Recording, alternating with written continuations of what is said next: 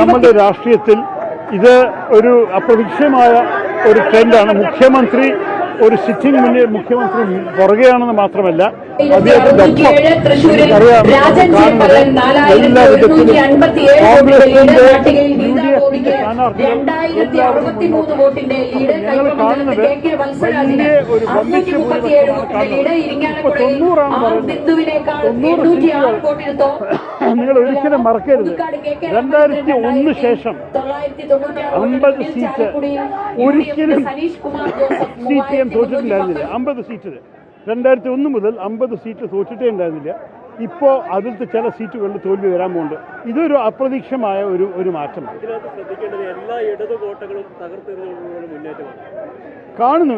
നമ്മുടെ കേരള വോട്ടേഴ്സ് ഭയങ്കര ബുദ്ധിജീവികൾ. അവർക്ക് നല്ലോണം അറിയാം. അവർ പറയുന്നത് ഞങ്ങൾക്കൊരു വ്യക്തി ഇഷ്ടപ്പെട്ടില്ലേ, അദ്ദേഹത്തിന് വോട്ട് കൊടുത്താൽ ഈ ദുർഭരണം തുടരുമോ, അങ്ങനെയാണെങ്കിൽ അദ്ദേഹത്തിന് വോട്ട് കൊടുക്കില്ല. അങ്ങനെ ചില പോപ്പുലറായിരിക്കുന്ന മന്ത്രിമാരും LDF സ്ഥാനാർത്ഥികളും പുറകെയാണെന്ന് കാണുമ്പോൾ അതിൻ്റെ ഒരു സന്ദേശം ഇതുതന്നെയാണ്.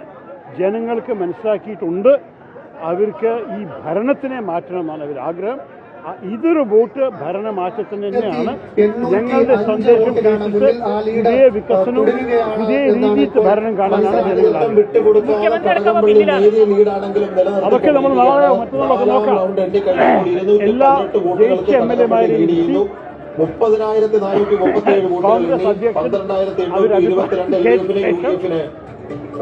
പിന്നെ ഡൽഹി ഹൈക്കമാൻഡ് തീരുമാനം.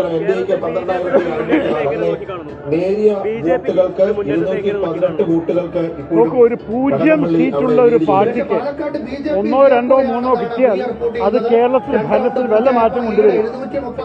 ഇതെന്റെ അഭിപ്രായത്തിൽ വലിയ ചിന്ത ചെയ്യാനോ വലിയ സംസാരിക്കാൻ ആവശ്യമില്ലാത്ത 0 പോയി 1, 2, 3 ആയി. നാളെ ആദ്യം 0 മാറും. അത് വലിയ പ്രശ്നമാണ്.